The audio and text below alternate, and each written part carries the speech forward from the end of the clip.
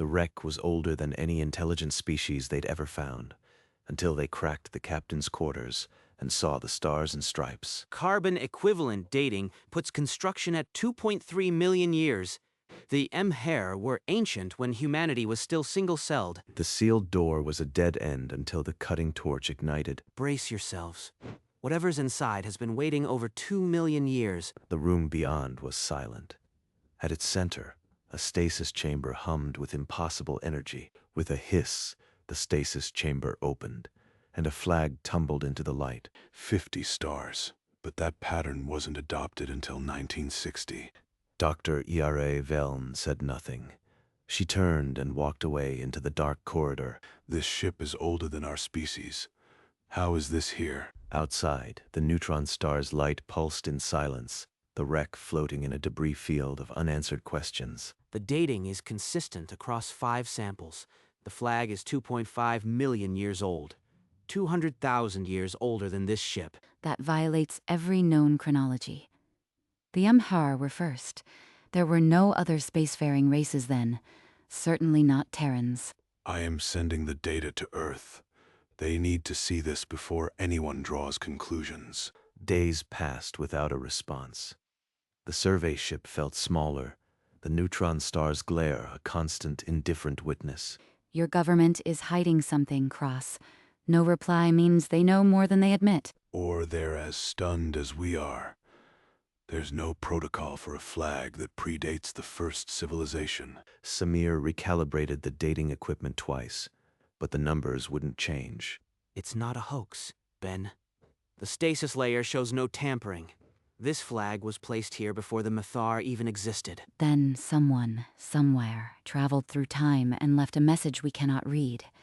And your Earth is burying the truth. Outside, the debris field whispered of dead civilizations, and the silence from Earth became the loudest answer of all. Cross returned to the captain's quarters that night, unable to shake the feeling they had missed something.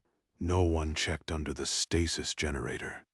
When it's older than civilization, you assume it's solid. He traced his gloved finger along the seam, then applied a fine-edged tool. The plate lifted without resistance, revealing a small compartment long sealed. Inside, a metal box, no larger than a hand, its surface marked with a single alien rune. That rune isn't Mehar, and it's not in any database I've seen.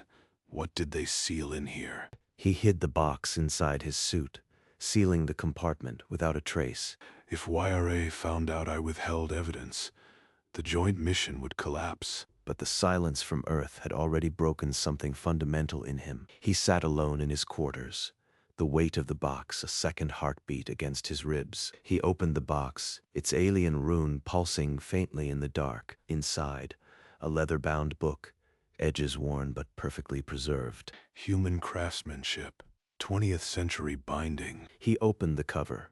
On the first page, a handwritten date, the 15th of March, 1979.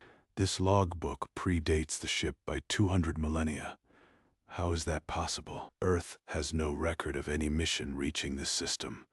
No ship called Odyssey. Below the date, a name, Captain Andrew Reeves. The handwriting was fluid, confident. He read the first paragraph, an account of a launch from Earth orbit, a ship called Odyssey, then snapped the book shut. I can't tell the others, not yet. This changes everything. He placed the logbook back in the box, and the box back into the shadows, its secret now his burden. The silence from Earth was no longer an absence. It was a presence, heavy and watchful. He read deeper into the logbook, each sentence a blow. The handwriting described a launch from Earth orbit in 1979, a ship called Odyssey on a classified mission. They encountered something they called a door in the void. It fits the Menhar architecture perfectly. He turned the page and froze. The logbook's next entry was dated 45 years later. Time is a circle, he wrote. They'll find us first. Tell them I said sorry. Cross, I know you are hiding something. The Corin delegation is demanding full transparency. There is nothing else. Wyra, you have my word. Your word is losing value. If you do not present all findings to the Joint Council by end of cycle, I will recommend the mission be terminated. She turned and walked away, leaving the threat to hang in the recycled air. Cross sat in the dark, the logbook's final message burning in his mind, a confession across millennia, and an apology for a crime not yet committed. Ben, you've been locked in here for 2 days. I brought you coffee. Talk to me. I am just processing, Samir. The flag, the dating, the silence, it's a lot. I saw you with that box, Ben. That wasn't standard equipment. What did you find? Just some Menhar personal effects. Nothing critical. I'll log them tomorrow. Before Samir could press, the ship-wide comm chimed, an emergency summons from YRA Veln. As Senior Quarren Representative, I am invoking Emergency Protocol 17. All artifacts found on this wreck must be catalogued and transmitted to the Joint Council within 1 cycle. That's premature, YRA. We haven't finished cross-referencing the flag's material with Earth archives. Your stalling ends now. If you refuse to comply, I will report a breach of interspecies protocol and request your immediate removal. Fine. I'll submit the catalog, but I need 48 hours. Some samples are fragile. He returned to his quarters and stared at the logbook. YRA had given him 48 hours, but all he could hear was the echo of a dead man's apology and the silence of a world that knew too much. On the second day, the comm console chimed a single Priority 1 message from Earth. KX Movers 441 investigation is hereby terminated. Seal all artifacts, including the flag, for immediate return. No further data transmission. Signed by Counselor Thorne. They know. They know about the flag, and they're burying it. Why? Ben, what is it? You look like you've seen a ghost. Earth just shut us down. They want everything sealed and shipped back. No questions. That's insane. This is the find of the century. We can't just bury it. Cross made a decision. He slipped the logbook into a scanner, duplicating every page while the ship slept. Cross, I saw the order. You will comply, or I will place you under Quarren authority. You'll have your catalog, YRA, but some truths don't stay buried. He placed the copied data chip inside a sealed case, hidden beneath the artifact logs. One day, someone would find it. Within 24 hours, a black, unmarked shuttle docked silently at the survey ship's airlock. 2 agents in dark suits stepped through the airlock, their faces obscured. They moved with military precision. They went straight to the artifact locker. Cross watched as they sealed the flag and the metal box without a word. You see, Cross, your government does not want the truth known. Even you are not trusted. 3 days later, Cross stood in the World Council chamber, facing Counselor Thorne alone. Dr. Cross, the KX 441 findings are classified at the highest level. You will surrender all personal records and speak of this to no one. There was a logbook, sir, handwritten. It proves someone from Earth was there before the Matar. There was no logbook. There was no flag. Your report will reflect a standard, empty Mentarer's wreck. Do you understand? Cross signed the confidentiality document with a hand that barely trembled. But as he walked away, his mind was not on the lie he had agreed to, but on the tiny data chip wrapped in a note for his daughter, already sealed in a safety deposit box under her name. 40 years after the council buried KX Maggage 441, Catherine Cross stood at her father's memorial, an unopened envelope in her hand. Inside was a data chip and a slip of paper. For when you are ready to know the truth. She inserted the chip into her terminal. A hologram of Benjamin Cross materialized, his voice a ghost in the room. Catherine, I lied to the council. The Mtar wreck held a logbook written by a human named Captain Andrew Reeves, dated 1979. The final entry said, "Time is a circle. They'll find us first. Tell them I said sorry." I believe Reeves was a time traveler. Time travel? Dad, what did you get caught up in? She spent weeks breaking through encryption, searching every military archive for any trace of Andrew Reeves. Nothing. No Reeves. No Odyssey, but the handwriting analysis came back. It matches mine. Then an anonymous data packet arrived, a classified file declassified after 40 years, with a DNA lock set to her genetic profile. She pressed her thumb to the scanner. The file opened, and the truth poured out like light from an ancient stasis chamber.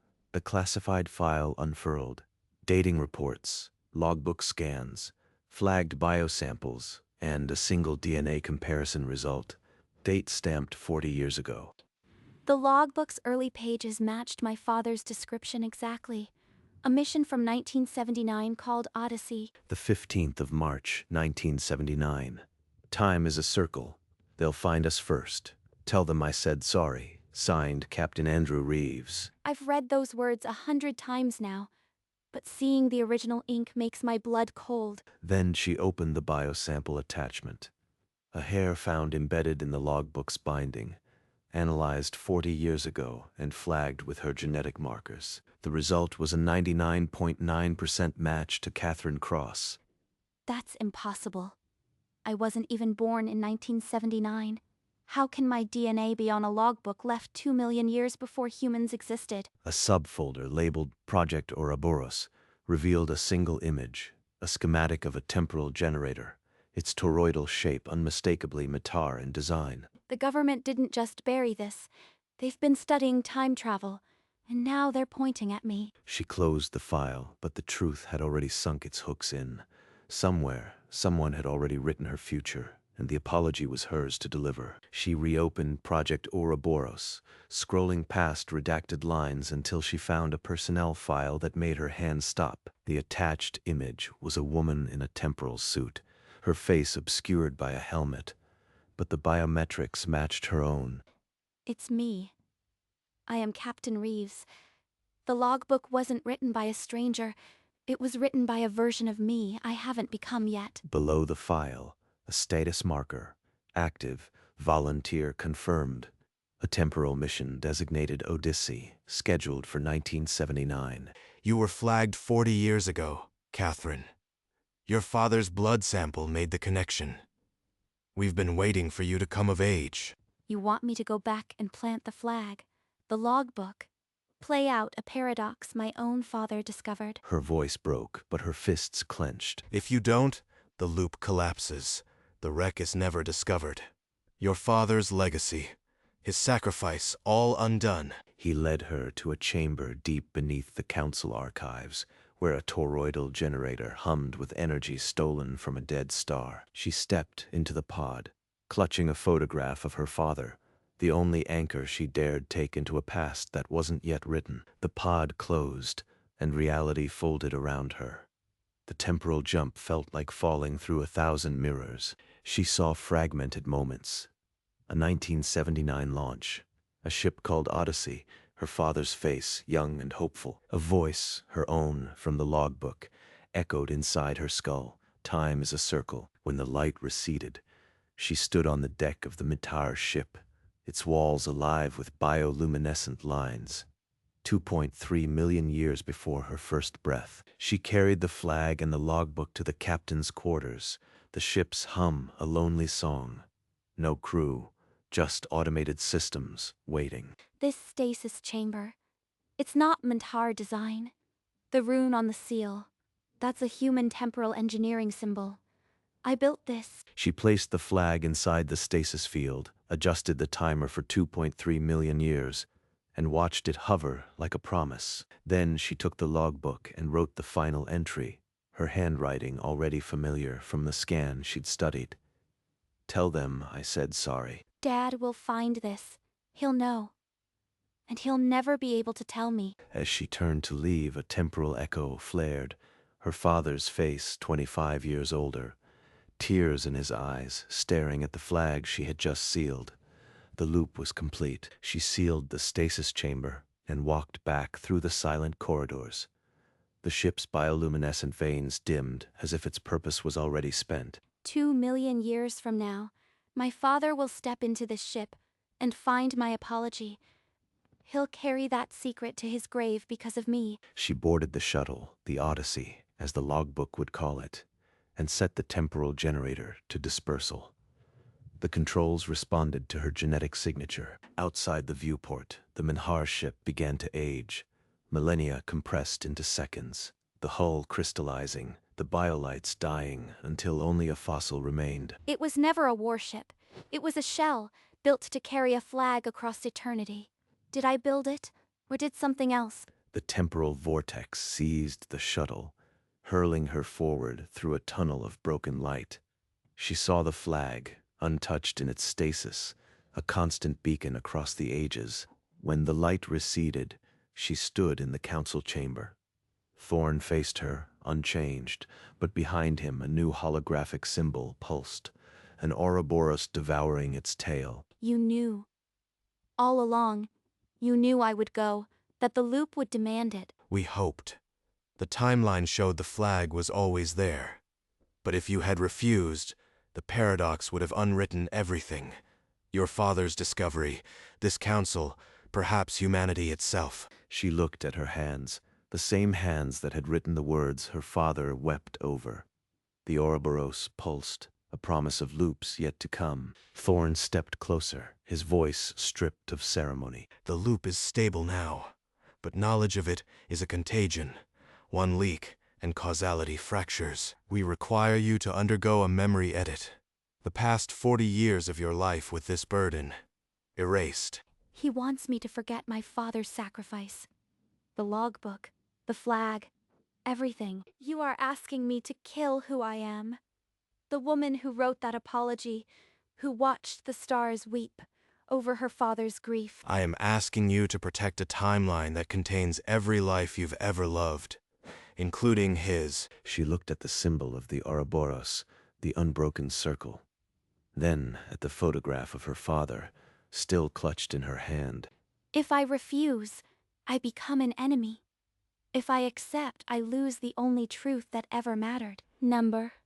I won't let you bury him again. She turned and walked out, the photograph pressed to her heart, the council's silence a heavier weight than any memory they could steal. She returned to her empty apartment, the silence worse than any council chamber. She retrieved a hidden data card from beneath the floorboards, a backup of everything she'd found. This is the only copy.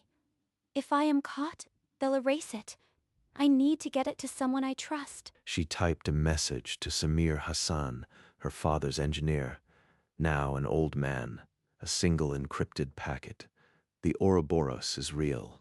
Find me. Then she wiped her terminal and stepped outside, the city's neon lights indifferent to her fate. The council's agents were already on her trail. A drone passed overhead, scanning. I can't outrun them. But I don't need to. The loop is the message. She took out the photograph of her father and wrote on the back, "Time is a circle. Tell them I said sorry." Then she dropped it into a public data capsule addressed to every news outlet. The capsule swallowed it. In hours, the world would know the first line of the logbook's final entry. Not enough to break causality, but enough to make them ask. Then she vanished into the night, a ghost in the machine of her own making, leaving the council with a loose end that would outlive their secrecy. The public data capsule erupted. Every major news stream carried the cryptic image, a worn photograph with a handwritten message. Lock down all data nodes. That message cannot be analyzed publicly. Find Catherine Cross, alive if possible. They're panicking. That means the loop is fragile, and I just poked a hole in it. Samir Hassan, now in his 80s, opened the encrypted packet in his cluttered workshop. His hands trembled, but his eyes sharpened. Catherine Cross, Ben's daughter. After 40 years, the loop is still alive. He typed back a single line. The observatory at Nova Ridge. Come now. I'll show you what your father left me. Catherine slipped through the back streets, a drone's searchlights grazing the walls behind her. If Samir has kept something of Dad's all these years, it might be the key to making the council fall. She reached the old observatory, its dome dark against the false dawn. Samir waited inside, holding a small data drive. He pressed the drive into her palm, his voice a whisper. Your father made me copy the logbook too. This is the original scan. Make it public, and the loop becomes unbreakable. If I release this, The timeline might fracture. But if I don't, the council buries it forever. No third option. Your father would want the truth out, but he'd also want you safe. There's a fine line. She plugged the drive into a secure terminal, the logbook's pages spreading across the holographic interface. This is it. Captain Reeves's own words, alongside the dating and DNA proof. Once this is public, there's no undoing it. She's uploading the raw files to every unsecured node. If it spreads, the secrecy of KX Magus 441 is dead. Seize the observatory. Take her alive. She's the only one who can close the paradox if the timeline destabilizes. The upload meter hit 100%. Catherine watched as the ancient words spread across the global net, a irreversible act. But outside, the wail of council enforcement drones filled the air. Go, Catherine. I'll hold them off with the old security fields. She ran, the data drive clenched in her fist, the loop now irrevocably public. Whatever came next, the truth had been freed. The logbook's pages, once a secret buried in a dead starship, now bloomed across every public node on Earth. We can't suppress it now. The truth is out, and with it, our authority. In the streets, citizens held holo-signs of the 50-starred flag, an ancient symbol reborn as a rallying cry for transparency. They're not afraid. They're angry. Just like Dad would have wanted. Samir's voice crackled through a secure line. There's a micro-shuttle at the old docks. It's pre-programmed for the KX-441 debris field. She slipped through maintenance corridors, the hum of the city giving way to the silence of the docks. The shuttle was a relic, but its engines still hummed with the same stubborn engineering her father trusted decades ago. As she lifted off, a council cruiser loomed on the sensors. But then a familiar voice came through. Thorn. Stand down. Let her pass. The loop is stable, and history's judgment is already written. The cruiser turned away. Catherine's shuttle slipped into the void, heading back to the fossilized ship that had started it all, where her father's ghost still waited among the dead stars. The shuttle docked silently against the fossilized hull. The wreck had not changed. Only the weight of years in her heart felt heavier. The stasis chamber is still here. The flag still floating. Dad was the first to touch it, and now I'll be the last. Beneath the stasis platform, she found a small panel etched with a single word, Catherine. She inserted the chip. A hologram of Benjamin Cross flickered to life, his voice a quiet echo. Catherine, if you are hearing this, the loop is closed. I always knew it was you. The handwriting, the DNA, I had years to guess. I am so proud. He paused. Then his voice broke. Tell them I said sorry. The hologram faded. You carried that secret alone, Dad. But I'll tell them for you. They'll know what you sacrificed. She touched the stasis glass one last time, then turned away. The chamber's glow dimmed, as if acknowledging the end. Outside, the shuttle detached, its thrusters a brief flare against the eternal pulse of the dead star. She set course for Earth, the data chip resting beside her. The Ouroboros was complete, but its message was now free. Earth's orbit was a storm of signals. Every newsnet demanded answers, and the council had no more shadows to hide in. She landed on the council's central pad, where Thorn waited alone. No guards, no aides. The classified file you released, every line, has forced my resignation. The truth is too large for any of us. I didn't come to destroy you. I came to finish what my father started. There's one more message the universe needs to hear. He led her to the broadcast chamber.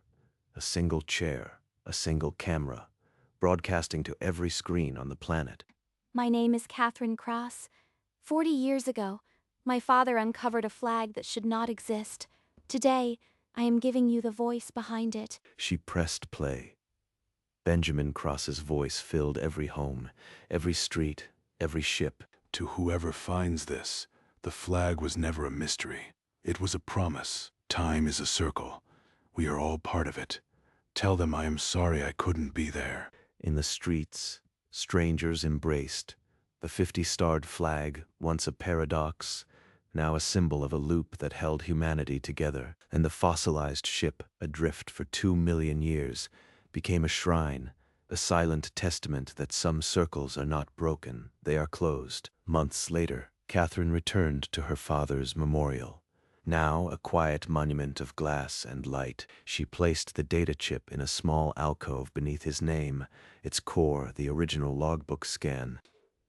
You once told me some puzzles were meant to stay unsolved. But you gave me this one, Dad.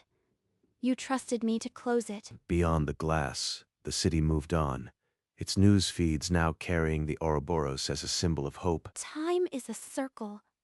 And somewhere right now, a young archaeologist is staring at a flag that shouldn't exist. The ancient wreck still drifted, its stasis chamber holding the 50 stars against the pulse of the dead sun. But now a new light orbited it, a small beacon, broadcasting 3 words on loop. Tell them sorry. Catherine watched the live feed from Earth, her hand resting on the glass, and the echo of Captain Reeves's pen, written 2 million years before it was born, finally found its home. At the memorial, Samir Hassan joined her, his steps slow but steady. Together, they stood in silence before Benjamin's name. He would have liked this, Samir. A quiet monument, not a speech, just the truth visible for anyone who needs it. He once told me that the greatest discoveries aren't the ones that change the past, but the ones that change how we see the future. Then we did both. The past is a message we finally delivered. The beacon orbited the fossilized wreck, its signal a lullaby. The flag, suspended in its stasis field, had not faded. It never would. The logbook lay in an evidence vault on Earth, but its words now belonged to everyone. Time is a circle. Tell them I am sorry. I finally understand. She opened her eyes to the sunlight through the glass, and for the first time the weight was gone, and somewhere among the dead stars, a 50-starred flag kept its silent watch, waiting for the next loop to begin.